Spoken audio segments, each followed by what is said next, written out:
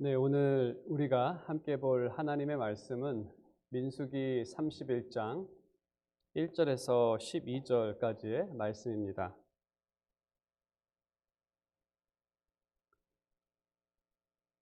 민수기 31장 1절에서 12절까지의 말씀을 제가 봉독하고 12절은 함께 읽도록 하겠습니다. 하나님의 말씀입니다. 여호와께서 모세에게 말씀하여 이르시되 이스라엘 자손의 원수를 미디안에게 갚으라. 그 후에 내가 내 조상에게로 돌아가리라.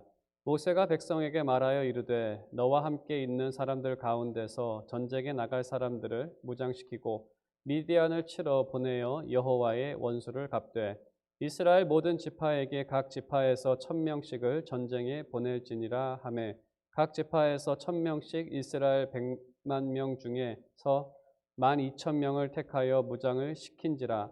모세가 각 지파에 1000명씩 싸움에 보내되 제사장 엘르아살의 아들 비느하스에게 성소의 기구와 시노 나팔을 들려서 그들과 함께 전쟁에 보내매 그들이 여호와께서 모세에게 명하신 대로 미디안을 쳐서 남자를 다 죽였고 그 죽은 자 외에 미디안의 5왕을 죽였으니 미디안의 왕들은 에위와 레겜과 스루와 후르와 레바이며 또 부올의 아들 발람을 칼로 죽였더라.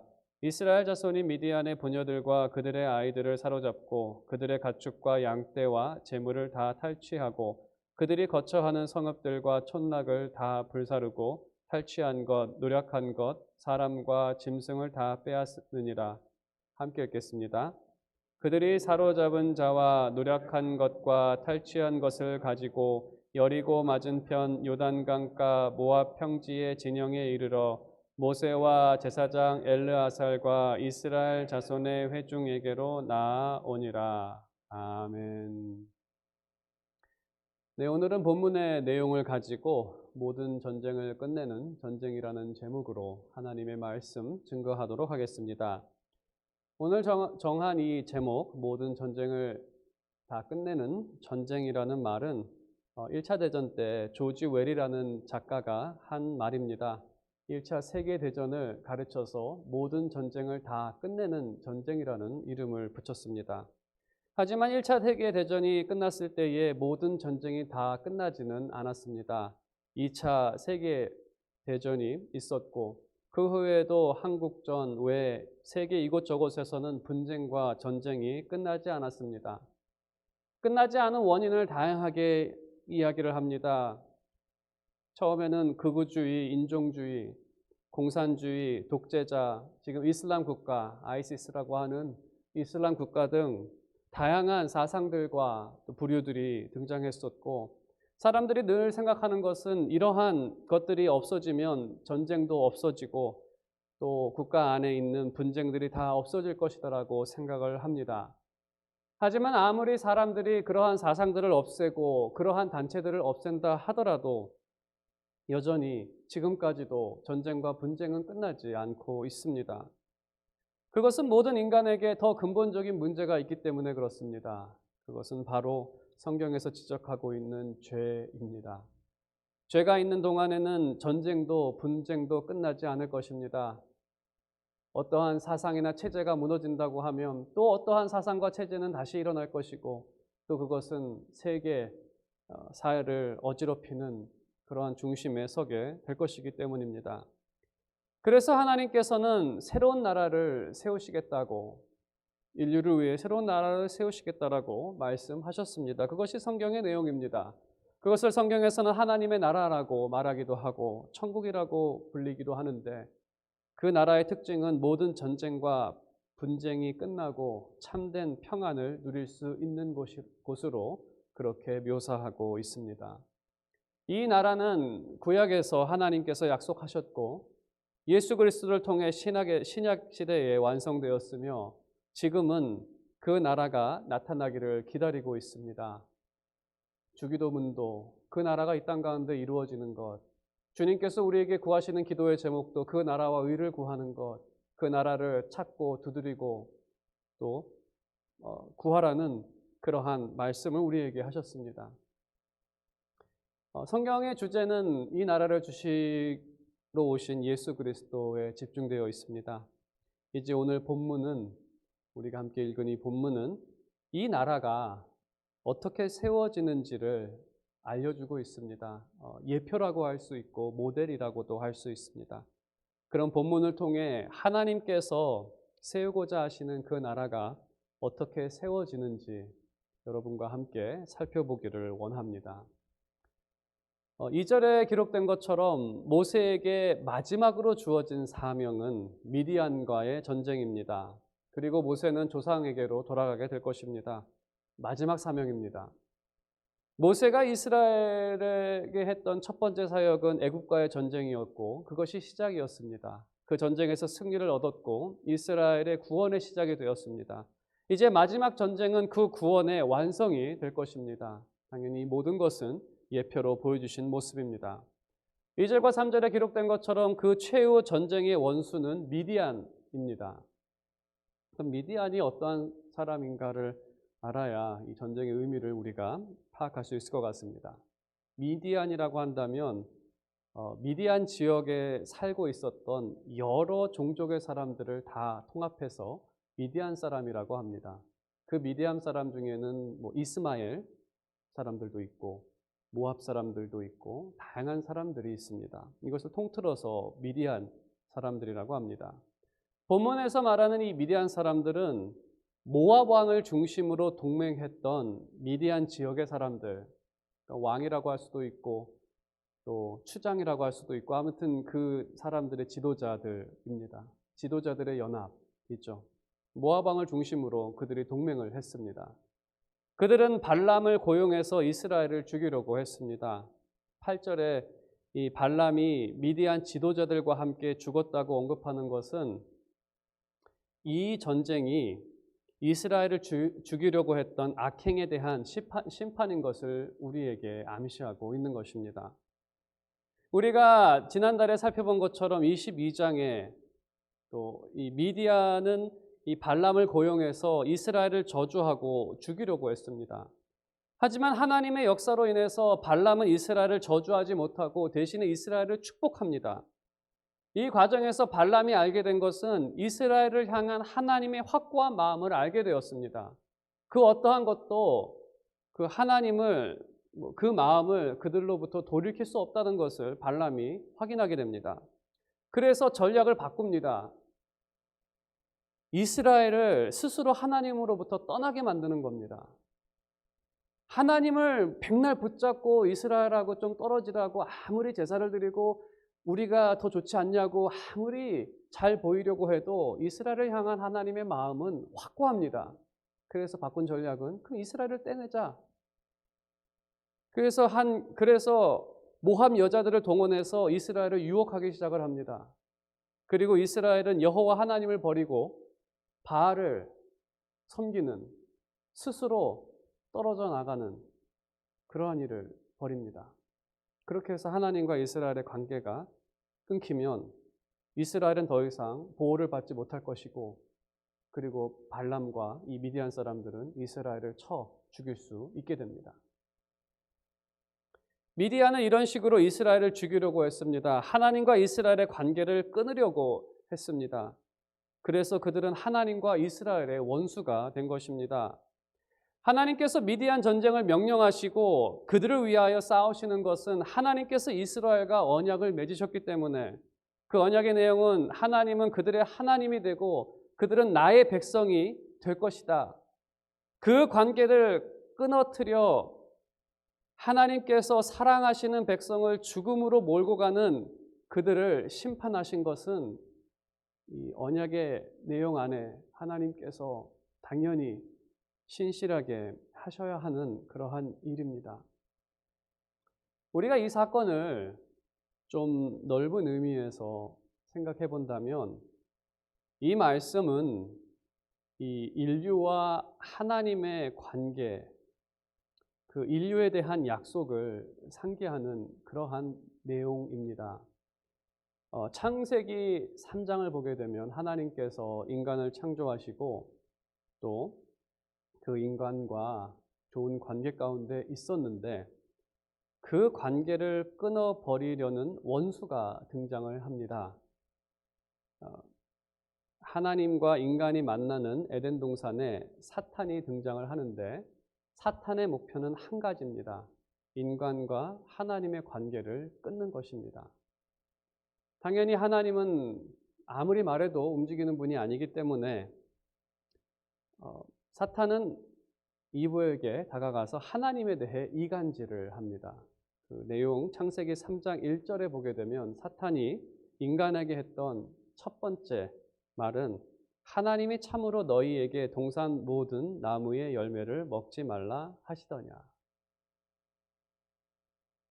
사탄이 하나님께서 하신 말씀을 몰라서 이렇게 얘기한 것이 아니라 뒤집어서 얘기한 것이죠. 하나님께서는 모든 동산에 있는 모든 과일을 다 먹으라고 하셨습니다. 그러니까 하나만 빼놓고 다 먹으라고 하셨는데 사탄의 말은 뭡니까? 하나님이 정말로 모든 나무의 열매를 먹지 말라고 하시더냐?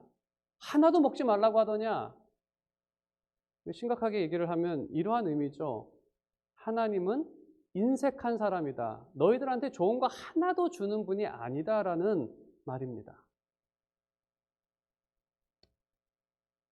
그리고 3장 5절에 또 이렇게 얘기를 합니다. 당연히 이분은 아니 그런 건 아니고 그 중간에 있는 하나만 먹지 말라 그랬는데 그러면 죽을지도 모른다. 그렇게 답변을 했죠. 이렇게 얘기를 합니다. 3장 5절에는 너희가 그것을 먹는 날에는 선악과죠. 너희 눈이 밝아져 하나님과 같이 되어 선악을 알 줄 하나님이 아심이니라. 이 말의 의미는 그 인색하고 이기적인 사람이 자기만 먹으려고 너희는 먹지 말라 그랬다. 이런 얘기입니다. 그러니까 하나님에 대한 이간질이죠. 하나님 선한 분 아니다. 너 착각하고 있는 거다. 하나님 너를 위해서 아무것도 해주는 거 없다. 이러한 이간질을 시킵니다. 그래서 그 인색하고 이기적인 사람이 자기만 해먹으려고 너한테 먹지 말라고 했다. 그것을 먹는 날에 너희 눈이 밝아져서 하나님같이 되어 선악을 알 줄을 하나님이 아시기 때문에 그렇게 했다라는 겁니다. 여기서 하나님의 말씀과 사탄의 말이 완전히 반대로 나타납니다. 하나님 말씀은 먹으면 죽는다. 사탄의 말은 먹으면 하나님처럼 된다. 하나님 말씀 먹으면 잘못된다. 사탄의 말은 먹으면 잘 된다. 완전히 대립된 말입니다.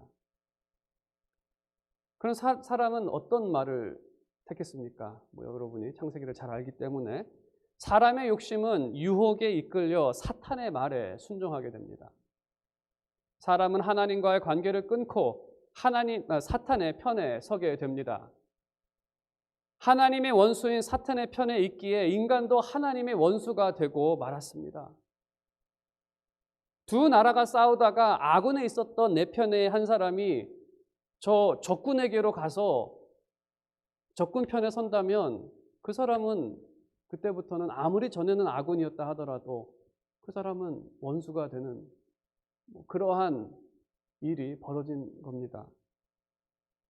하지만 하나님은 자신의 원수가 된 죄인에 대해 이렇게 선포하십니다. 3장 15절에 보게 되면 이렇게 말씀하십니다. 내가 너로, 여기서 너는 사탄입니다. 내가 너로 여자와 원수가 되게 하고 내 후손도 여자의 후손과 원수가 되게 하리니 여자의 후손은 내 머리를 상하게 할 것이요 너는 그의 발꿈치를 상하게 할 것이니라. 이것이 인간에 대한 하나님의 계획입니다. 약속이라고도 말할 수 있습니다. 그 의미는 이것입니다. 하나님께서 자신과 인간이 원수가 되었지만 그 관계를 회복하신다는 겁니다. 그것은 나와 원수가 될 것이 아니라 그 사람들이, 여자의 후손들이 너하고 원수가 될 거다.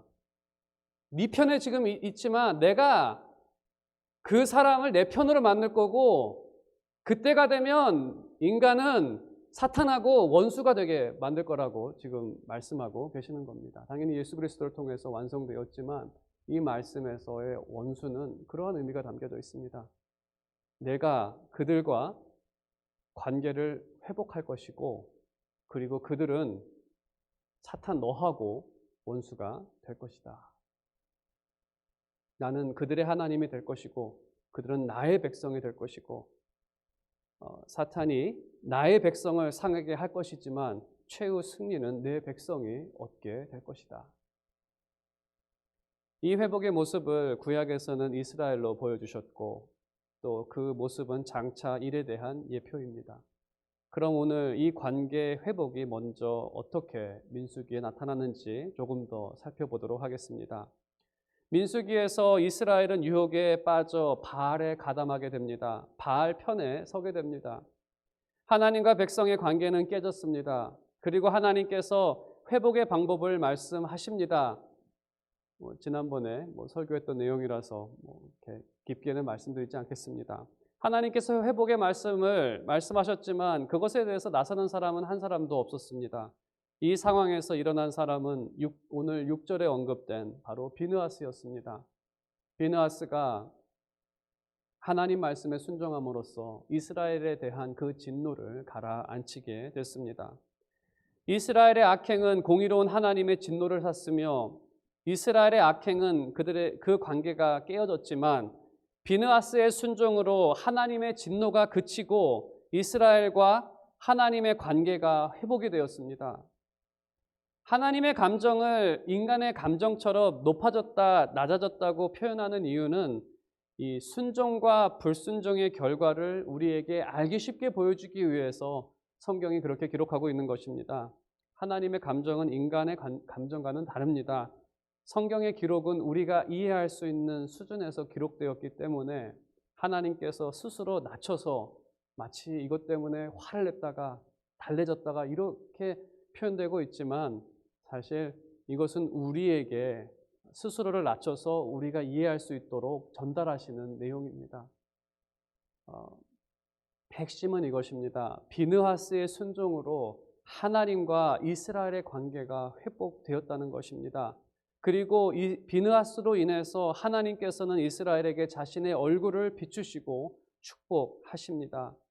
우리는 비느하스를 통해 비춰지는 더 큰 또 완전한 구원자가 있음을 다시 한번 기억하게 됩니다.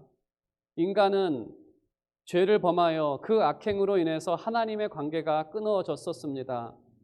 우리가 에덴을 생각한다면 죄인된 인간의 몸에서 하나님의 영은 떠났습니다. 창조되었을 때 하나님께서 자신의 생기를 불어넣어서 그 인간이 생명이 되는 살아있는 사람이 되었는데 죄인이 된 인간의 몸에서 더 이상 하나님께서 그 안에 계실 수가 없어서 하나님의 영은 떠났고 성경은 그래서 이미 죽었다라는 그러한 표현을 사용합니다.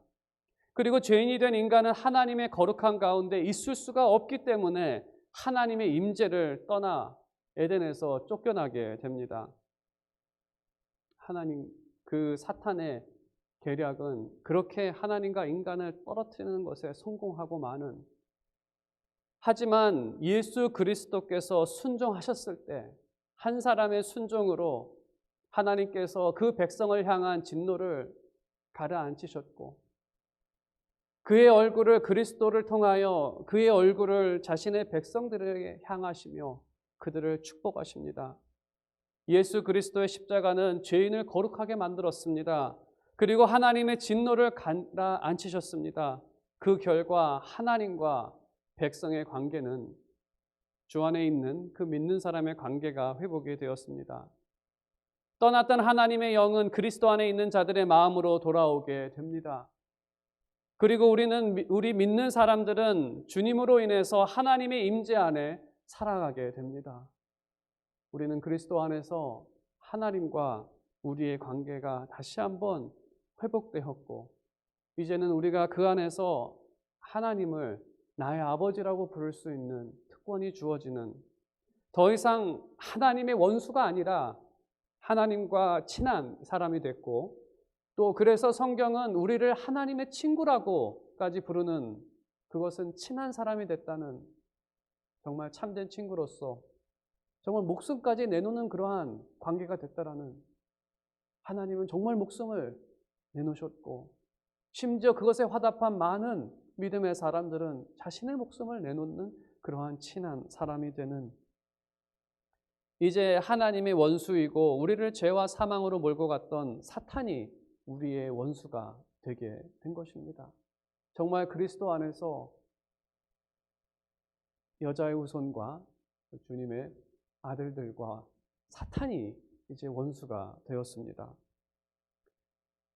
그래서 이 사탄은 계속해서 믿는 자들을 쓰러뜨리려고 합니다. 지금도 무엇보다도 하나님과 우리의 관계를 끊어뜨리려고 합니다.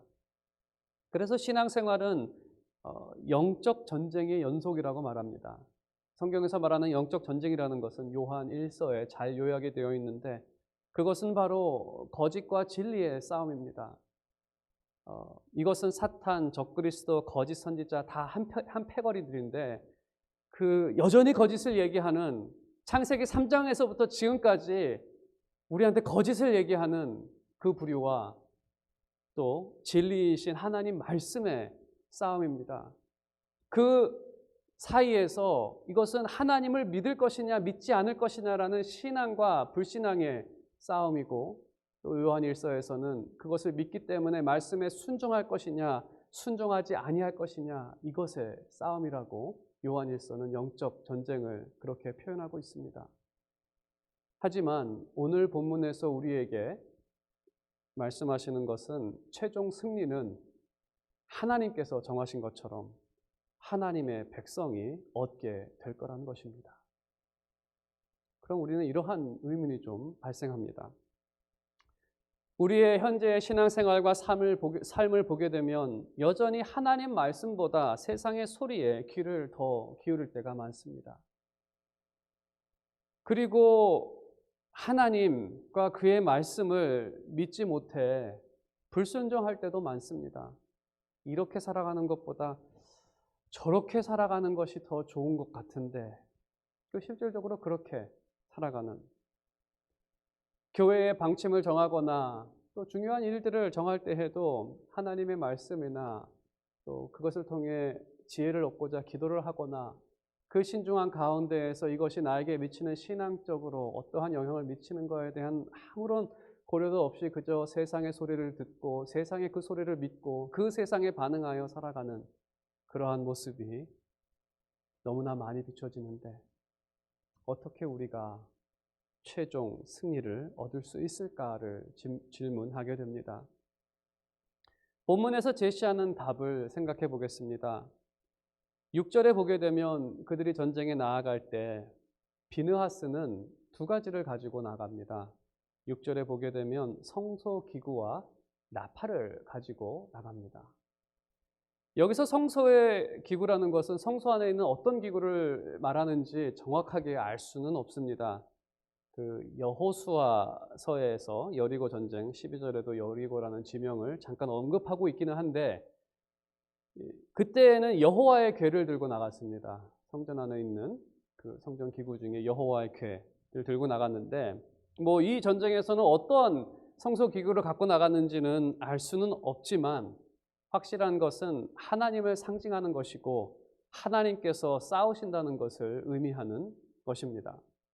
그리고 두 번째로 나팔을 들고 나가는데 나팔은 군대를 움직일 때 사용합니다. 명령할 때 모든 사람들이 다 들어야 되기 때문에 나팔을 어떻게 불면 전진이고 나팔을 어떻게 불면 후퇴고 이런 나팔이 전쟁의 신호가 됩니다. 이 두 가지를 가지고 나갑니다. 각 지파에서 군사 1000명씩 총 12,000명 한 사단이 나갑니다. 그리고 7절에 있는 것처럼 그들은 여호와 하나님의 명령을 따라서 전쟁을 치릅니다. 그리고 나머지 내용은 원수를 전멸하고 전리품을 나누는 내용이고 우리가 읽지는 않았지만 49절에 보게 되면 이스라엘 12,000명 중에 죽은 사람은 한 명도 없었다고 기록하고 있습니다. 12,000명이 나가서 싸우고 12,000명이 다 돌아왔습니다. 그 이유는 하나님께서 이스라엘을 위해 싸우셨기 때문에 그렇습니다. 정말 기적적인 일이죠. 하나님이 같이 하지 않으셨으면 이런 결과가 나올 수는 없죠. 12,000명이 나가서 싸웠는데 어떻게 12,000명이 한 명도 죽지 않고 돌아올 수 있겠습니까? 그리고 50절에 그들은 이 사실을 알고 그 승리를 주신 하나님께 감사하며 화답하는 내용으로 끝이 납니다. 이 말씀을 보면서 사도 바울이 전한 하나님의 말씀을 기억할 수 있습니다. 로마서 8장 31절에 그런즉 이 일에 대하여 우리가 무슨 말 하리요? 만일 하나님이 우리를 위하시면 누가 우리를 대적하리요? 하나님께서 같이 가서 싸우시는데 누가 대적할 수 있겠습니까? 주 안에 있는 우리와 하나님께서 우리 가운데 하나님께서 함께 하시기 때문에 절대로 질 수도 없고 한 명도 낙오가 생길 수가 없습니다.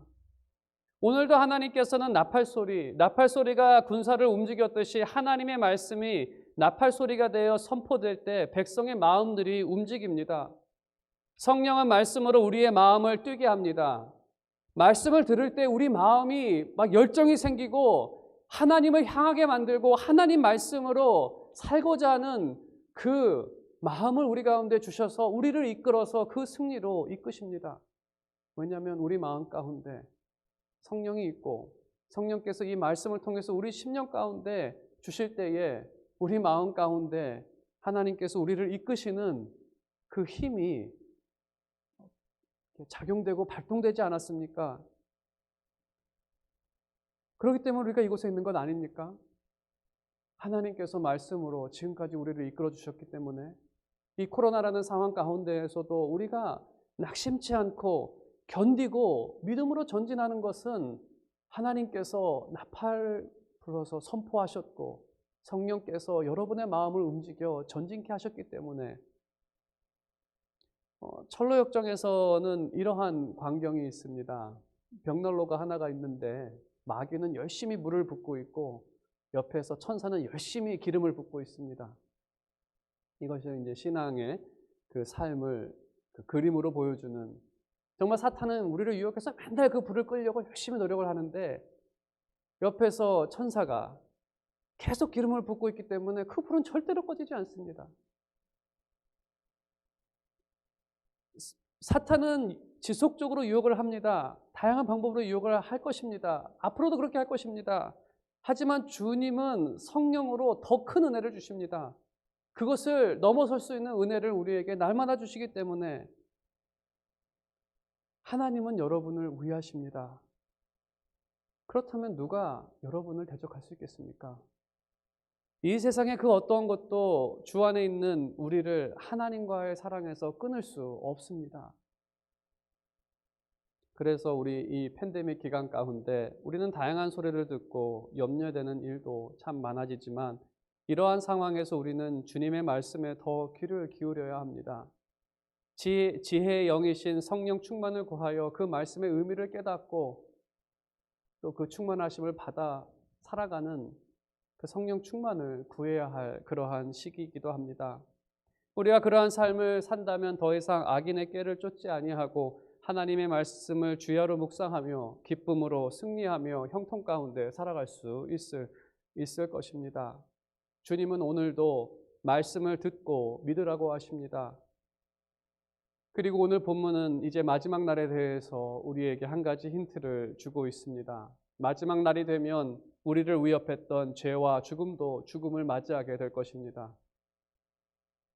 제가 좋아하는 책 제목 중에 하나가 옛날 청교도가 쓴 책 제목인데 그 책 제목의 이름은 예수 그리스도의 죽음으로 인한 죽음의 죽음입니다. 참 죽음이 3번이 등장을 하는데 제가 너무나 좋아하는, 우리를 대신해서 예수 그리스도께서 죽으심으로 죽음이 죽었다는, 그날에는 정말 죄와 죽음도 죽음을 당합니다. 사라질 것입니다. 우리를 두렵게 했었던 하나님과의 관계를 위협했던 사탄도 사망을 당할 것입니다. 사탄의 편에 서서 하나님의 성도를 어렵게 했던 모든 것들이 다 이제는 사라지게 될 것입니다. 모세의 마지막 전투는, 그가 마지막 사명은 하나님과 이스라엘의 관계를 위협했던 모든 것을 다 전멸시키고 새로운 세대는 두려움 없이 하나님께서 약속하신 땅을 밟으며 그 땅에서 영원히 살아가는 것, 그것이 모세에게 주어진 마지막 사명이었습니다. 그리고 구원의 마지막 스텝이기도 합니다. 이것은 장차 나타날 일의 예표입니다. 마지막 날 예수 그리스도께서 마지막 전투를 하게 될 것입니다. 요한계시록에서는 그 전투를 아마게돈의 전투라고 부르고 있습니다. 그리고 주님은 승리할 것입니다. 누가 주님의 군대를 무찌르겠습니까? 그때에 주님께서 구속하신 우리는 모든 위협이 다 없어지고 하나님의 축복 가운데 그 땅을 밟으며 평안하게 영생하게 될 것입니다. 그날까지 하나님의 나팔은 계속해서 울려 퍼질 것입니다. 여기 계신 여러분 모두는